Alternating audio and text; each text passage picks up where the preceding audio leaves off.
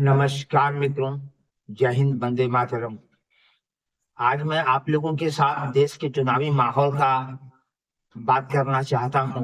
अभी देश में दो राज्यों में चुनाव है, महाराष्ट्र और अपने झारखंड में।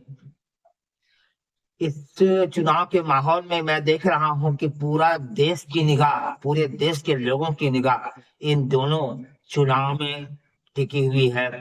इसके अलावे बहुत सारे राज्यों में कुछ उपचुनाव भी होने जा रहे हैं। देश में अभी जो माहौल है वह एकदम अद्भुत बना हुआ है। हर दल के लोग अपने जीत को सुनिश्चित करने के लिए कोई हिंदुओं को खुश करने का प्रयास कर रहे हैं, कोई मुस्लिम भाइयों को अपने पक्ष में लाने के लिए एड़ी चोटी एक किए हुए हैं।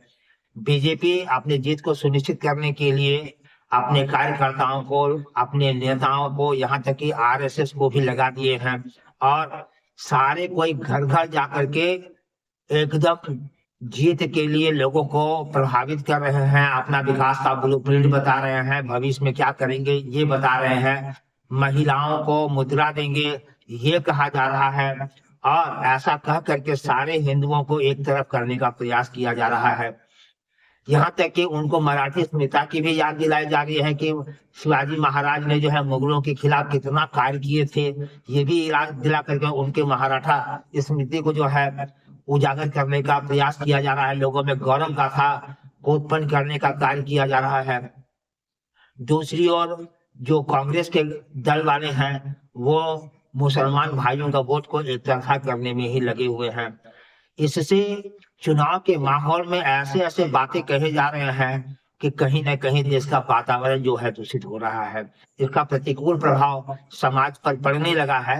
अतः मैं सारे दलों के नेताओं से, सारे दलों के लोगों से, सारे दलों के कार्यकर्ताओं से यह कहना चाहते हैं कि आपको तो चुनाव का प्रचार करना ही है और जीत हासिल करने के लिए अथाह मेहनत भी करने हैं, लेकिन इस दौरान आप ऐसा कोई भी कार्य ना करें जिससे हिंदू और मुसलमान के बीच जो है इसका खराब प्रभाव पड़े और देश में दंगा का माहौल उत्पन्न हो, देश का लोकतंत्र जो है खतरे में पड़े। ऐसा कोई कार्य ना करें। जब आप चुनाव प्रचार कर रहे होते हैं, भाषण दे रहे होते हैं, तो शब्द के चयन को जो है ध्यान में रख करके जो है भाषण दिया करें। इससे आपका काम भी हो जाएगा, देश का वातावरण भी खराब नहीं होगा।